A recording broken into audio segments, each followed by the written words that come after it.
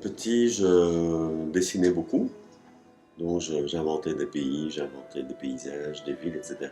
J'étais très peu bavard enfant, et donc c'est vrai que je me réfugiais dans ma chambre, je dessinais des heures, vraiment pour inventer des histoires, des panoramas, des villes imaginaires. C'était un moyen de, oui, de m'échapper, de m'exprimer. Donc un peu plus tard, je suis allé à l'académie, j'ai commencé à peindre. Et de fil en aiguille, je me suis orienté vers les études supérieures d'art. Et là, j'ai commencé tout de suite la peinture. Et je me suis à nouveau inspiré de la région.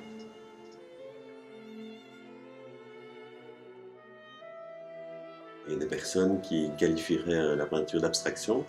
Mais en fait, je pense toujours à des allusions paysagères, des références aux éléments de la nature. Longtemps, ce fut la terre. Maintenant, c'est beaucoup plus l'air, un peu l'eau. Mais c'est toujours des allusions à l'espace, des paysages fictifs en tout cas. Donc il y a une figuration libre.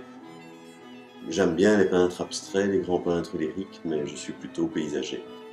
J'ai beaucoup aimé Corot, Cézanne, Turner, et puis un peu plus tard les abstraits lyriques américains, français, belges, Mortier, Klein, Hartung, etc.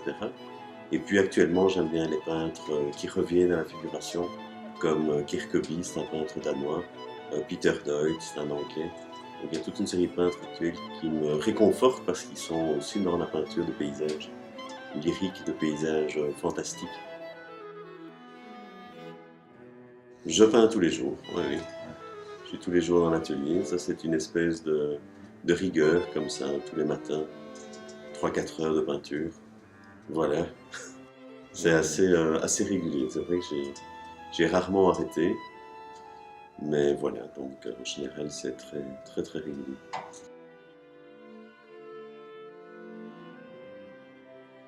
Actuellement, j'utilise beaucoup la peinture à l'huile et les pigments, donc les poudres que je rajoute avec de la colle, avec des liants, ainsi que des petits graviers, des matières extérieures, et je termine par de l'huile, du fusain, du pastel gras.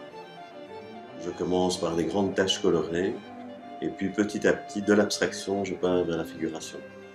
Donc je travaille 6-7 semaines sur une peinture, parce qu'il y a le travail des couches, le temps de séchage, les modifications liées à des couleurs dominantes, à la question de la lumière, aux traits, etc. Et puis j'aime bien quand il y a un petit élément discordance, une couleur inattendue, une matière auquel on ne s'attendait pas, qui vienne un petit peu perturber, pour que le tableau ne soit pas quelque chose de purement décoratif, mais qu'il y ait un message sous-jacent, une question, un questionnement sur l'espace, sur le lieu, sur la transformation des lieux. Actuellement, j'ai vraiment envie de mettre de côté tout ce qui est peinture. Ça fait 30 ans que je travaille peinture sur toile pour me consacrer vraiment très très fort au dessin. Donc j'ai vraiment besoin de papier, de renouveau, de quelque chose de plus frais, de plus léger, mais dans le style de ma peinture, mais en référence à la nature, aux éléments.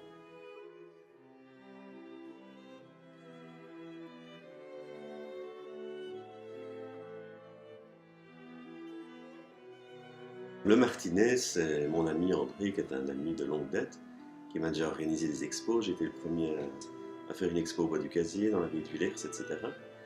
Et je lui disais il y a quelque temps que j'avais vraiment envie de refaire un événement sur Charleroi. Comme certains lieux un peu officiels sont difficiles à occuper, ben on a cherché un lieu un petit peu marginal. Et donc André est tombé sur ce lieu en cours de réaffectation.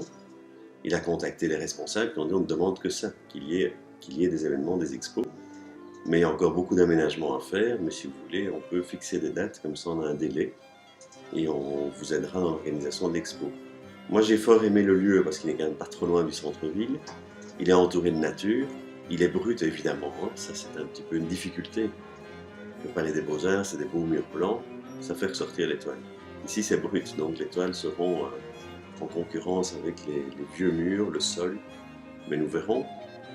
Voilà, moi je suis enthousiaste sur l'idée. J'espère que ça fera venir du monde pour découvrir le lieu aussi, à travers l'exposition.